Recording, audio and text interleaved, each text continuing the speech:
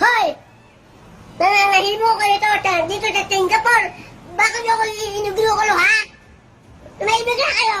Pati naman ilabas dito check video ko. Nananahimik na ako ha? Pati naman ginukong ko lang ako ha? Nananahimik ako dito. Talaga. Sige, ilabas niyo. Ilabas niyo ang check video ko. Ikulong niyo ako. Sige, ikulong niyo ako. Punta niyo ako sa Singapore. Alam mo na, babakasin ako nito. Nanahimik ako. Talaga. Ilan niyo.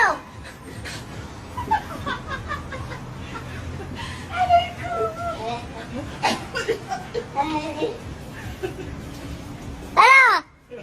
Sige, yan. Sige, puntaan niyo sa Singapore. Sige, puntaan niyo kanina. Wah! Sige, nanahimik na ako. Nakapabakasan ko dito. Bye-bye. Nga. Ako na lang yung pinagpipinta ko. Lang, puro palaki lang ang pinagpipinta ko. Nanahimik ako. Puntaan niyo kasi. Ikulong niyo ako. Ikulong niyo ako. Ako na lang yung pinagpipinta niyo. Lagi ako. Nanahimik lang sa Singapore. Ikulong niyo ako. Puntaan niyo kasi sa Singapore. Napapakasan ako dito. Ito yung lalaki. Pinagpipinta niyo ako.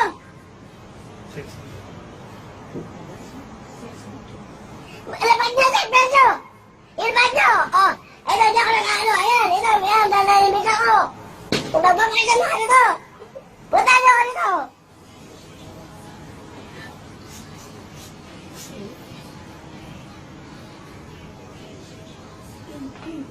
Ano?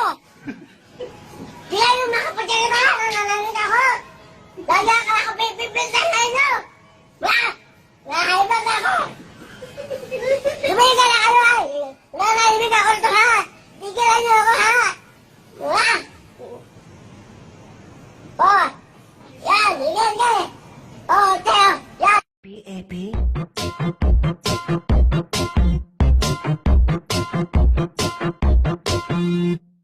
I have a pen.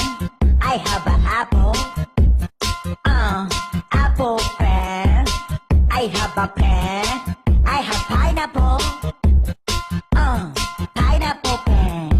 Apple pen. Pineapple pen. Pen pineapple apple pen.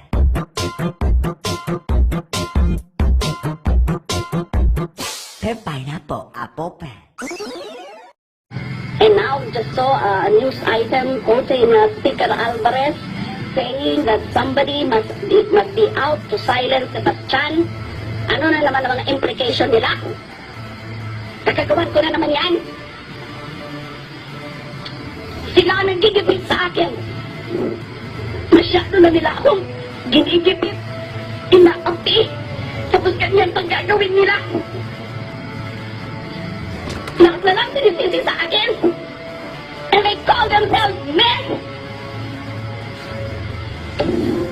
Ganyan ba mga lalaki? They're cowards.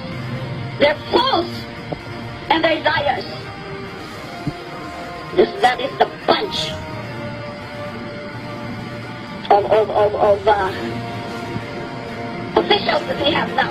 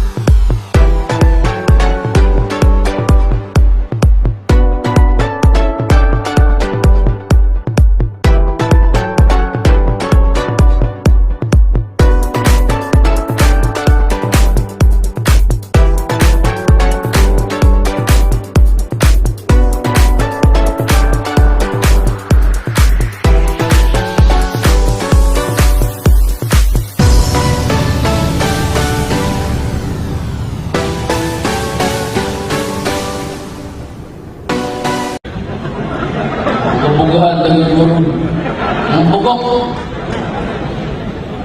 Dili sapat ang sweldo. Yan to para kang dilima. Di ba? Yan minari ang buhaw. Listen, ma'am. You or her that one message you threatened to kill a certain Alfredo Mendoza. Napay ego ano Mendoza. And what is horrible is that quite after 2 days after threatened him, he was found dead. With a gunshot for the head.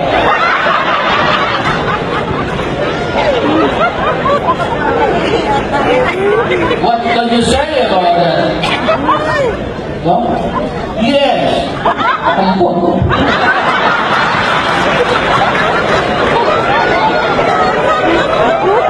Kasi yun yung buto niya, ang butira na. Kung tino-obvious sa trabaho siya, human rights ba siya? Ano mga mobile classes? Mga tutulong niya mga busgawas. Si Beka, kanyang tula ko ba na? Ulong na ko na.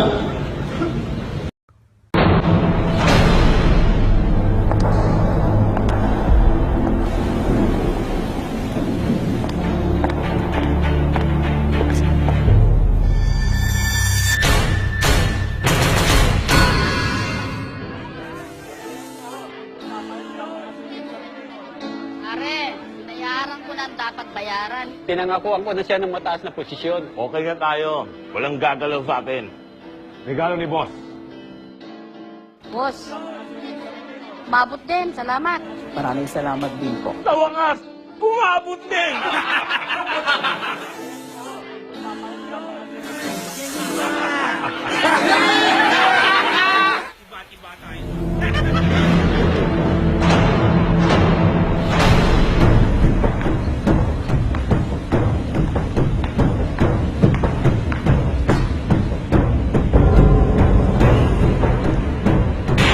Si Laila Dilima tumatanggap ng pera galing sa mga kriminal para maging government official. Ito ang justice with fear and favor. Hindi ako takot sa mga kriminal at korap. Laila Dilima, yan ang hustisya. I love you.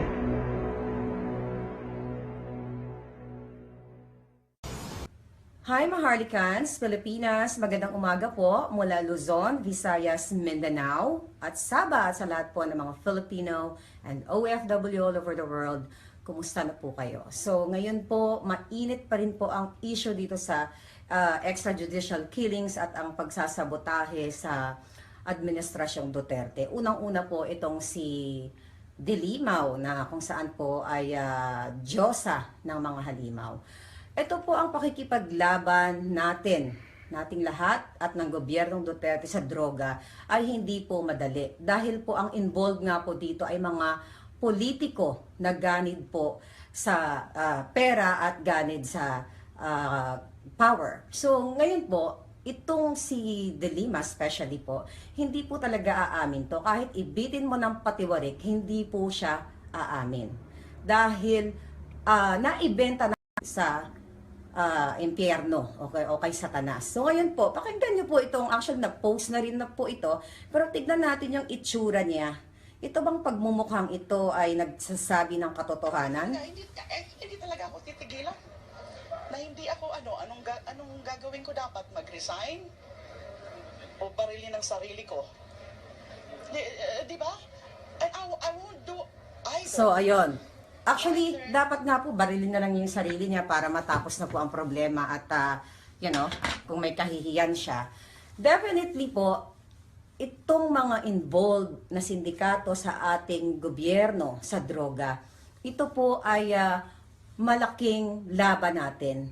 Dahil ito po mga sindikato na ito ay kahanda po silang pumatay dahil sa pera at dahil sa power. So ngayon po, nung nakaraang administrasyon, nagpifiesta po sila dahil nagkaroon po tayo ng presidenteng seryoso at may pagmamahal sa ating mga Pilipino na gusto pong wakasan itong droga. Hindi man po mawakasan at naniniwala naman po ako na hindi talaga to magiging zero drugs ang Pilipinas. Even all over the world po, napakalaking problema itong droga sa atin. Ganon pa man po, ako bilang Pilipino at bilang hindi yellow tard ay naniniwala po ako na mga sindikatong ito ay magsasama-sama po yan. Magbabayad po yan sila ng milyon, even billions para po isabotahe ang administrasyong Duterte. Ngayon po, yung nabanggit ni President Duterte na ang may plano pong impeachment itong mga yellow. Hindi po tayo tanga, hindi po tayo bobong mga Pilipino para hindi ito malaman. Bago pa po ang kampanya, talaga naman pong alam na po natin yan. Kaya nga po, ginawa nila ang pandaraya, okay, kay Bongbong Marcos at sa iba pang mga senatoriables na supposedly nanalo at pinwesto itong mga kultong dilaw dahil po para maisakatuparan nila ang kanilang mga cancer na plano sa ating lipunan. So, again po, itong mga yellow tards na ito, itong mga kultong dilaw na to, handa po silang pumatay at wala po silang sisinuhin. Ma-execute lang ang kanilang kasamaan or i-continue lang kung ano yung mga ini-enjoy nila nung nakaraang administrasyon. Ang droga po ay salimuot na laban sa kahit saang bansa. So kung natatandaan nga po ninyo, ito po yung mga mas ahead sa akin, yung pinakasikat na drug lord o sa drug cartel na si Pablo Escobar, kung sino po nakakakilala o nakapanood ng mga documentary na yan. Doon ko po nakikita na itong mga involved sa droga, ito po ay papatay kahit pamilya, kahit kaibigan, alang-alang po sa power at saka sa pera, kasi po halang po ang kanilang mga kaluluwa. So, malungkot po, kaya po tayo ay magsama-sama at magdasal para sa laban na ito dahil hindi po talaga madali ang laban ng ating Presidente Duterte at nating mga mamayang Pilipino, kasi tayo po mga mamamayang Pilipino po ang biktima dito. Bakit po ba unang napapatay yung mga users or pushers na mga small timer? Kasi sila po yung mga ginagamit o sila po yung mga collateral dito sa droga na to. Yung mga malalaking sindikato po, marami po yan silang pera So kaya po nila mag-hire ng mga sindikato rin, ng mga goons. Kasi meron po silang pera Kaya po, hindi po madali ang laban natin. Napakalungkot, but we have to fight for our country and para po sa ating mga kababayan. At eto naman po itong mga human rights na people na ito na nangangampanya, ano naman daw ang human rights nitong mga napatay na ito. Ang tanong ko sa inyo, mga hayop kayo, ito ba mga kriminal na ito at kayo dyan, naisip nyo ba ang mga karapatang pantao, ang right nito mga ordinaryong mga Pilipino na nabibiktima ng droga na araw-araw, naisip nyo ba yung sirain ninyo ang pamilya nila, buong pamilya nila, naisip nyo ba? Bago kayo magdadadakdak ng mga pesting human rights ninyo. Okay? Ang human rights po ay applicable lang sa mga taong hindi salot sa lipunan. Pero ang mga demonyong salot sa lipunan, wala pong puwang ang salitang human rights sa kanila. So ganun pa man po, mabuhay po tayong lahat at patuloy po tayong lumaban. Kahit po napakahirap ng laban natin, tuloy po tayo. Kasi kung titigil po tayo, talo po talaga tayo. At least po tayo habang buhay lumalaban po tayo. So mabuhay po kayong lahat at ingat po kayo.